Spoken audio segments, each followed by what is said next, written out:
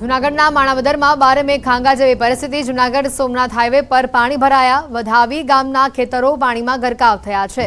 ખેતરો ખેતર નહીં પરંતુ તળાવ બન્યા હોય તેવી આ સ્થિતિના દ્રશ્યો સામે આવ્યા।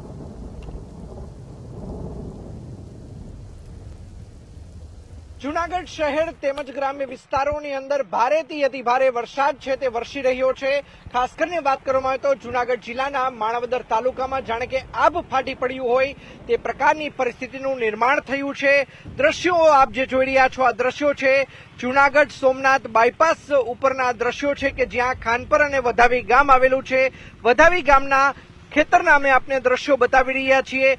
દ્રશ્યોમાં જોઈ શકાય છે કે કઈ રીતે જે ખેતરો છે તેની અંદર 1 ફૂટથી 1.5 ફૂટ જેટલું પાણી છે તે ખાસ કરીને ભરાઈ ચૂક્યું છે। અગાઉ 15 દિવસ અગાઉ જે ખેડૂતોએ વાવણી કરી હતી તો કેટલીક જગ્યાએ વાવણી કરવાની હજુ બાકી છે ત્યારે આ દ્રશ્યો છે તે મેં આપને બતાવી રહ્યા છીએ। ન્યૂઝ 18 ગુજરાતીના માધ્યમથી એક્સક્લુઝિવ આ દ્રશ્યો જોઈ શકાય છે કે જૂનાગઢ સોમનાથ બાયપાસ હાઈવે ઉપર જે વધાવી ગામ આવેલું છે ત્યારે હાઈવે ઉપર જે ખેતરો આવેલા છે આ ખેતરોની અંદર 1 થી 1.5 ફૂટ જેટલું પાણી ભરાઈ ચૂક્યું હોવાના દ્રશ્યો છે તે ખાસ કરીને સામે આવ્યા છે। તો સાથોસાથ જૂનાગઢની વાત કરવામાં આવે તો જૂનાગઢ જિલ્લાની અંદર હાલ અત્યારે 8 જેટલા રસ્તાઓ છે તે બંધ પડ્યા હોવાનું છે તે સામે આવ્યું છે। અંકિત પોપટ, ન્યૂઝ 18 ગુજરાતી, જૂનાગઢ। જૂનાગઢમાં માણાવદરમાં 12 મે ખાંગા થયા હોય તેવી પરિસ્થિતિ છે। માણાવદરના કોડવાઓમાં ધોધમાર વરસાદ જોવા મળ્યો છે। ભારે વરસાદના કારણે ગામમાં વરસાદે પાણી ફરી વળ્યા। સમગ્ર વિસ્તાર આખો બેટમાં ફેરવાઈ ચૂક્યો છે।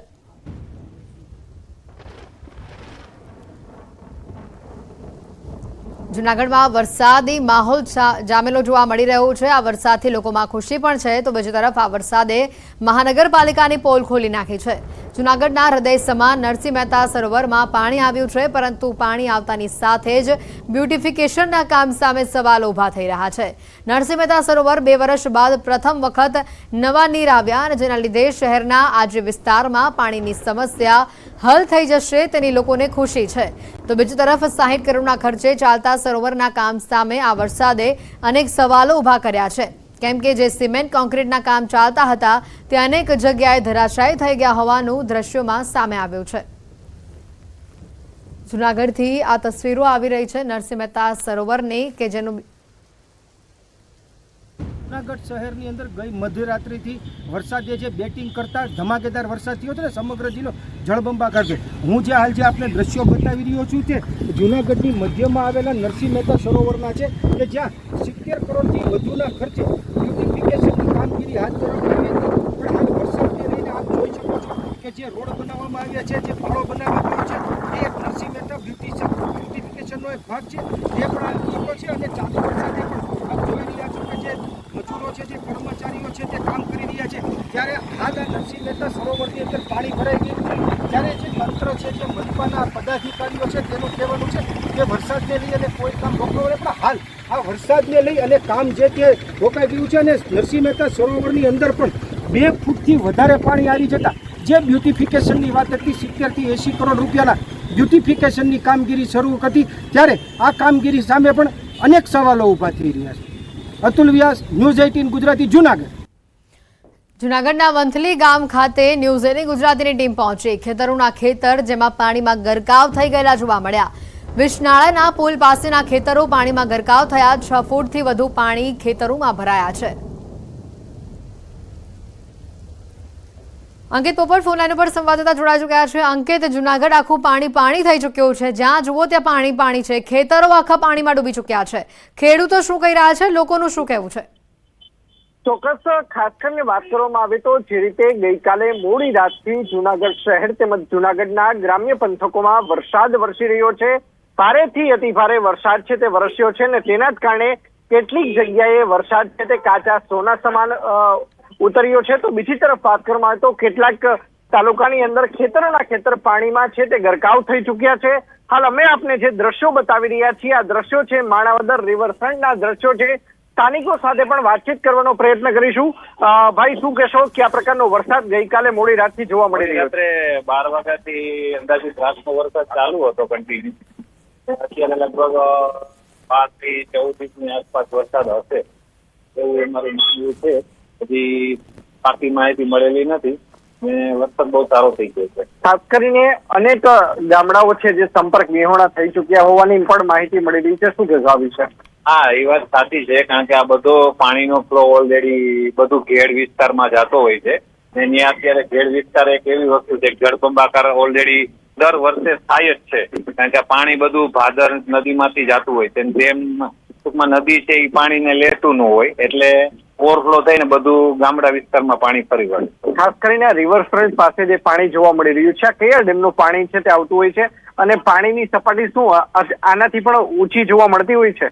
ના, સપાટી તો મેજોરિટી એટલી જ જોવા મળતી હોય છે. ઉપરથી એક ડેમ છે, એને હિસાબે આ બધું પાણી અહીંયા ભરેલું રહે છે. ને આ નેક્સ્ટ ટૂંકમાં હમણાં જ બનાવેલો છે રિવરફ્રન્ટ, બહુ સારું કામકાજ કરેલું છે બધું.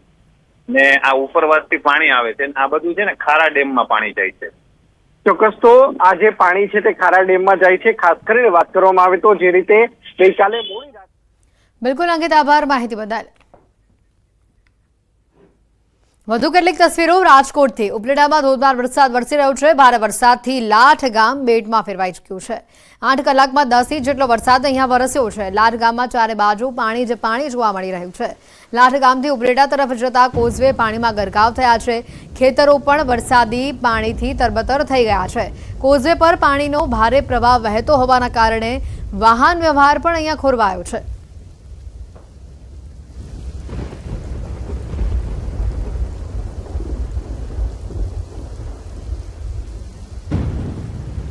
દ્વારકાના કલ્યાણપુર તાલુકામાં પણ ધોધમાર વરસાદ વરસ્યો. ધોધમાર વરસાદની આ તસવીરો પણ કેટલીક સામે આવી. રસ્તા પર નદી વહેતી હોય તેવી આ તસવીરો સામે આવી છે. ભાતિયા ગામમાં બજારોમાં ધસમસતા પૂર જોવા મળી રહ્યા છે. વાહન ચાલકોને જેના પગલે ભારે હાલાકી વેઠવી પડી છે.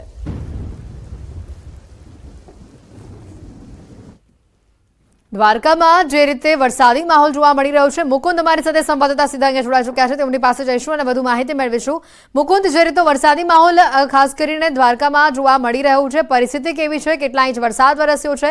અને ખાસ કરીને મહત્વની વાત કે આજે પણ આ વિસ્તારમાં એલર્ટ આપવામાં આવ્યું છે. જી, વાત કરવામાં આવે તો દેવભૂમિ દ્વારકા જિલ્લામાં હાલ રેડ એલર્ટ હોય. ભારેથી અતિ ભારે વરસાદ પડવાની હજુ પણ સંભાવના હોય, ત્યારે વહેલી સવારથી દ્વારકામાં ધોધમાર વરસાદ વરસી રહ્યો છે. વાત કરીએ દ્વારકા જિલ્લાના કલ્યાણપુર તાલુકાની, તો કલ્યાણપુર તાલુકાના ભાટિયામાં ભારે વરસાદના કારણે રસ્તાઓ જળમગ્ન થયા હતા. ત્યારે દ્વારકા જિલ્લાના લાંબા ગામની વાત કરીએ તો લાંબા ગામ પણ હાલ બેટમાં ફેરવાયું હોય તેવી સ્થિતિ સામે આવી છે. ત્યારે હું આપને સીધા દ્રશ્યો બતાવવાની કોશિશ કરીશ. દ્વારકા ખંભાળિયા નેશનલ હાઈવે છે, તેના ખેડૂતોના ખેતરો પણ હાલ પાણીમાં ગરકાવ છે. સીધા દ્રશ્યોમાં જોઈ શકો છો. ગ્રામ્ય વિસ્તારમાં પણ ભારે વરસાદના કારણે આ ખેડૂતોના ખેતરો છે તે પાણીમાં તરબોળ થઈ ચુક્યા છે. ખેડૂતોનો જે પાક વાવેલો હોય છે તે પાક પણ હાલ પાણીમાં ગરકાવ થયો છે. દ્વારકા જિલ્લામાં ભારે વરસાદના કારણે નદી નાળાઓ પણ છલકાઈ ચુક્યા છે. ત્યારે સતત અવિરત વહેલી સવારથી વરસાદ વરસી રહ્યો હોય હાલ તમામ વિસ્તારોમાં પાણી ફરી વળ્યા છે. બિલકુલ મુકુંદ, થંડરસ્ટોર્મ એક્ટિવિટીની પણ આગાહી છે. પવન અત્યારે કેવા પ્રકારનું જોવા મળી રહ્યું છે અને સાથે હજી કેટલા ઇંચ વરસાદ વરસી શકે છે? કારણ કે અત્યારની પરિસ્થિતિ ખૂબ જ દયનીય છે. હજી જો આવનારા 3 કલાક વરસાદ વરસશે તો કઈ પરિસ્થિતિ જોવા મળશે? વાત કરવામાં આવે તો હાલ દ્વારકા જિલ્લામાં રેડ એલર્ટ અપાયું હોય. તંત્ર દ્વારા પણ સાવચેતીના તમામ પગલા લેવાઈ રહ્યા છે. લોકોને નીચાણવાળા વિસ્તારમાં ન જવા